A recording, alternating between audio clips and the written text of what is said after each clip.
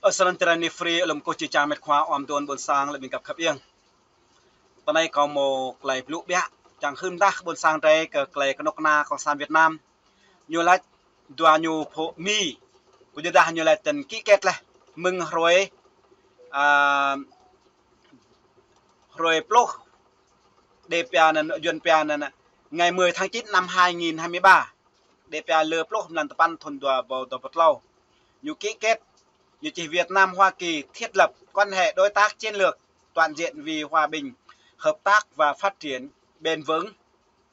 Chính phủ Việt Nam Tổng Bí thư Nguyễn Phú Trọng đánh giá cao các nội dung được thỏa thuận giữa lãnh đạo hai nước về tuyên bố chung về việc nâng tầm quan hệ Việt Nam Hoa Kỳ đến đối tác toàn diện, đối tác chiến lược toàn diện vì hòa bình, hợp tác và phát triển bền vững. Tổng thống Joe Biden cũng cho rằng việc hai nước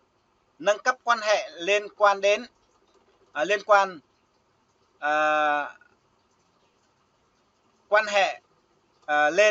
quan hệ đối tác chiến lược toàn diện có lợi cho cả hai nước và ích lợi quốc tế chung. Sekarang nyuci tene lan harle ploh mlan tepan thun dua bau tapat lau. Messi tene. Ni mo rup nyo bia kame pre rup nyo etlang. Tổng Bí thư Nguyễn Phú Trọng và Tổng thống Hoa Kỳ Joe Biden chiều ngày 10 tháng 9 năm 2023, ngày sau khi lễ đón chính thức tại trụ sở Trung ương Đảng, Tổng Bí thư Nguyễn Phú Trọng đã hội đàm với Tổng thống Hoa Kỳ Joe Biden và đoàn đại biểu cấp cao Hoa Kỳ thăm cấp nhà nước tới Việt Nam theo lời mời của Tổng Bí thư Nguyễn Phú Trọng. Tổng Bí thư Nguyễn Phú Trọng nhiệt liệt chào mừng, đánh giá cao Tổng thống Joe Biden thăm Việt Nam đúng vào dịp hai nước kỷ niệm 10 năm xác lập quan hệ đối tác toàn diện. Chuyến thăm có ý nghĩa đặc biệt là dịp để lãnh đạo hai nước trao đổi về quan hệ hai nước và các vấn đề quốc tế. Vì lợi ích của nhân dân hai nước đóng góp vào hòa bình, hợp tác, phát triển bền vững ở khu vực và thế giới. Tổng Bí thư nhắc lại những kỷ niệm tốt đẹp về cuộc trao đổi chân tình với ngài Joe Biden khi Tổng Bí thư thăm Hoa Kỳ hồi tháng 7 năm 2015. Đánh giá cao những ý kiến trao đổi giữa hai nhà lãnh đạo. Saran klaim konokna như lại nên cái chập lấy hả? Cái chúng ta như lại nên clay cờ Việt Nam Hoa Kỳ thiết lập quan hệ đối tác chiến lược toàn diện vì hòa bình, hợp tác và phát triển bền vững. Làm nên như đề cập nhiều về nhân dân như lại. Ấy bao nhiêu về nhân dân. Clay này về nhân dân. Ở đâu đây? Như chỉ nên là quốc tế vì lợi ích của nhân dân hai nước. Ấy bao mà. Có bộ hồi này mô lợi ích cho nhân dân, mô lợi ích cho những đảng Cộng sản Việt Nam, tổ chức đảng Cộng sản Việt Nam. Có bộ mô. Sáng nắc lại dịp lụ sáng này có mạc lại dịp lụ bia.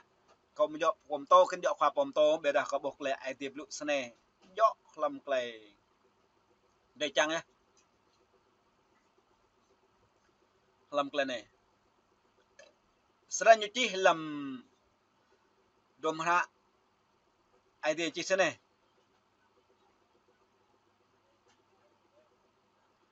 Như chí làm duyên bia nần dân số ký cái trách plo mai lần lọp lo. Nhưng nếu một người cố tình vi phạm dù là người Israel hay ngoại kiều thì người ấy phải bị khai trừ khỏi dân chúng, vì đã xúc phạm Chúa hàng hữu hay là đến Chúa hàng hữu. Cái này rõ ràng Việt Nam đã ký kết với Mỹ nhiều pianan ký kết chiến lược nhiều pianan Hoa Kỳ thiết lập quan hệ đối tác chiến lược toàn diện vì hòa bình, hợp tác và phát triển vững bền. Nhưng thực tế Việt Nam hiện nay cái thời ông Joe Biden ký bập lạ về Cộng sản Việt Nam, nhưng mà lên sinh nhá nhiều sarang quan về F16 Cộng sản Việt Nam đã đặt trô cái này là mừng lừa tập pan lừa pro nằm tập pan thôn đua tàu lại trô này tiếp bộ sarang Việt Nam lâu nhiều pianan đối tác sẽ pianan play nền Việt Nam Hoa Kỳ thiết lập quan hệ đối tác chiến lược toàn diện nhiều atmo nhiều pianan play nhiều pianan lợi ích play nhiều pianan Việt Nam Mỹ nhiều ra điều kiện nhưng mà họ tự do tôn giáo này, như phải Việt Nam phải tự do tôn giáo này, tự do nhân quyền này, tự do lập hội này, tự do báo chí này, tự do ngôn luận này, và tự do đi lại này. Bây giờ Việt Nam bỏ kỹ lẽ chắc chắn Việt Nam bây giờ như bom táo mình chắc chắn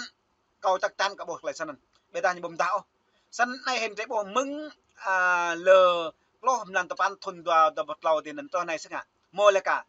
prak như tôi lấy prak bây giờ như tăng hứa hẹn là về điệp hiệp về bộ pháo toang bây giờ cao mà sân tên áp này sang mô như pian tông có thể là tổng thống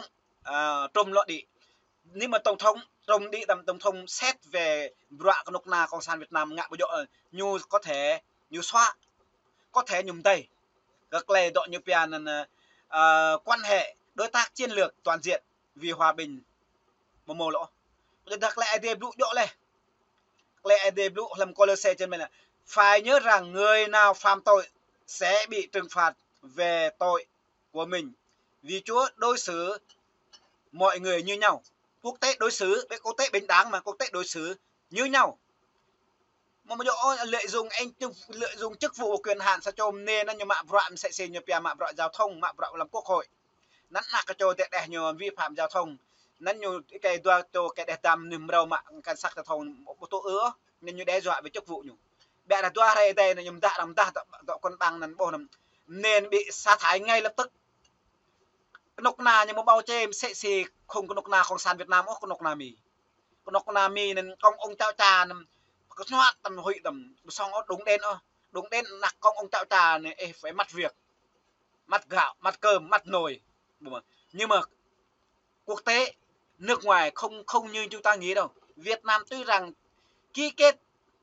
chiến lược toàn diện với Mỹ nhưng trong đó Việt Nam vi phạm rất là nhiều vấn đề về tôn giáo, vấn đề về nhân quyền, vấn đề về người bản địa, vấn đề về tự do tôn giáo, tự do nhân quyền, tự do lập hội, tự do báo chí, là tự do đi lại. Việt Nam vi phạm là sẽ xì bà Thu Trang này, sẽ xì Brợi Quynh này bông ạ, sẽ thiết lâu như này mà, lấy như này mà tân duy nhất năm hình như là năm 2017 đấy, tôi tên nó chặt được đi ta toa chứ mà nhiều mạ là 2019 là nhiều mạ là cái lấy bao này lấy bao nhiêu mạ từ Thái Lan này trương hả đường Thái tên này 2019 nữa một biết tần duy nhất tần được tía dân cần này cái này lao trôi nhưng mà dân lao trôi lên đến tới năm 2000 đúng 2024 này mà thì Quỳnh đúng mà như vi phạm câu chắc chắn rằng là năm 2024 25 tới đến lượt ông tổng thống Trump bắt đầu chắc chắn Việt Nam không được lọt vào nhiều pian giữa Hoa Kỳ và Việt Nam nhưng mà nhiều pian đối tác chiến lược toàn diện chắc chắn không mổ như phải tôn theo như phải thay đổi cuộc chơi như phải thay đổi như phải chính sách như phải thay đổi luật lệ sẽ luật 331 luật 1117 gì đó là luật thì chẳng ram rồi là luật 24 này 42 như thay đổi nếu nhiều thay đổi cuộc chơi Mỹ không bao giờ hỗ trợ Mỹ không bao giờ ký kết đối tác toàn diện có thể Việt Nam vi phạm có thể Việt Nam phải bồi thường danh dự bồi thường cái luật như về sự ký kết không như về không như về không toàn vẹn sân cả bộ dòng này tây tôi sẽ dòng tây bộ sẽ bộ nó xong lại thì như lại mà như lại làm colose đúng rất lâu làm diploma như lại rất lâu làm diploma sao diploma như lại phải nhớ rằng ít là như bạn dịch thêm thế họ phải biết rằng người nào phạm tội sẽ bị trừng phạt về tội của mình vì Chúa đối xử mọi người như nhau đúng không này hình Aleppo bị là ai thì phát cái đi là còn chắc chắn của mình là quốc tế mà ta ICC bởi vì bộ Việt Nam Trung Quốc vi phạm hằng độ như Philippines nào ra tòa tên ra tòa La Hai ibu mà mi quốc tế thì phát cái đi sẽ si tiếp lang trùm ra lẽ trùm ra cái bia cái trịch chu lần xa như pia nên Phao-lô làm chúa của Pharaoh còn Aaron là phát ngôn viên của Moses tiếp bộ rõ ràng duyên pia là rõ ràng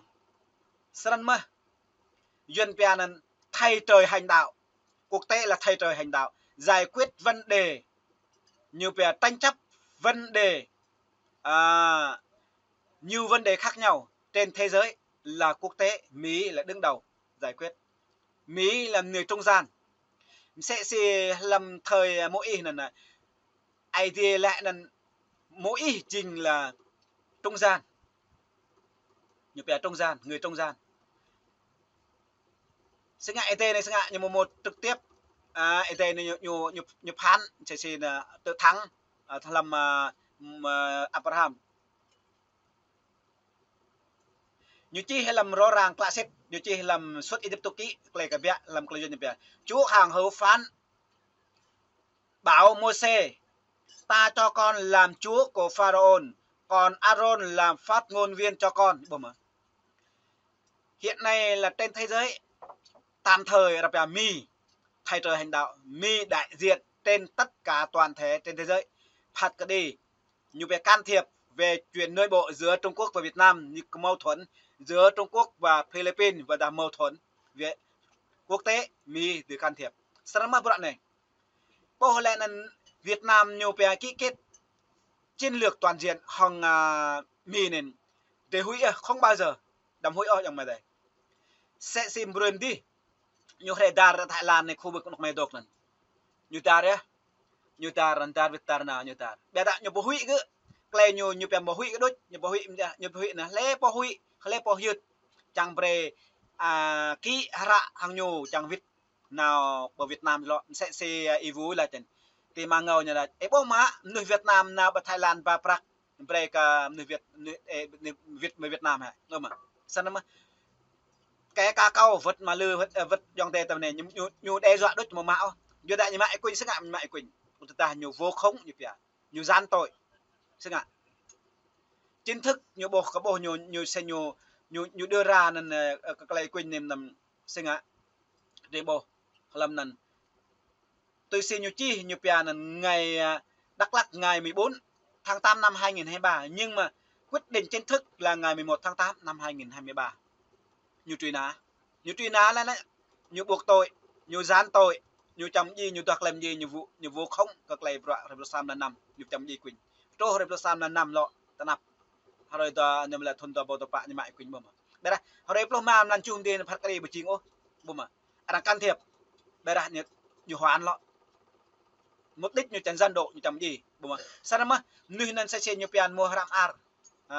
nhiều truy nã với dòng tề bơm sẽ nhiều các bộ như chi hay làm trồng ra tôi si các bộ nên làm Führer đua Führer na nhở cái trịch mà là Japan như là tên duyên bè kẻ thù anh em là ma quỷ như sư tử rống để tìm rình mò tìm kiếm nhưng ai mà họ có thể nuốt được. Như tôi toa này như tôi hiu như pre như đánh bằng tâm lý như pre buôn sang để rung rằng thằng ạ doktor này ép đào huy tôi sẽ ra lan lầm như lại buôn sang đến doktor doktor này thì huy cũng ăn mạng của nhầm từ đó là nhiều nhiều linh về nhiều lợi dụng với sự khôn khéo như lại cái đấy chăm plư để chăm gì đấy sao nó mất ông mày đây ở tận này trình mong chỉ là chỉ là nhiều bên này là chắc cái lu giam nâng bốn nung nung klom có apple ru bình luận làm năn lại chăm phải chỉ trang trong tay mày thao là rút kinh nghiệm mày đi lu